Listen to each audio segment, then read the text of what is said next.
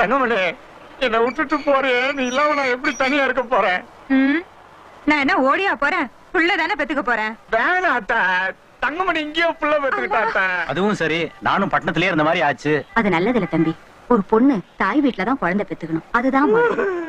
இதோ பாரு, நான் ஊர்ல இல்ல, நீ பாட்டுக்க சுத்துன அவ்வளவுதான். சிகரெட்டு குடின்னு ஆரம்பிக்க கூடாது. தங்கமணி சீக்கிரம் வாமா, வண்டி புறப்பட போகுது. நல்லா ஞாபகம் வச்சுக்க, குட்டி கிட்டின்னு சுத்துன பொண்ணு கொன்னுடுவேன். ஊருக்கு போய் கடதாசி போடுற.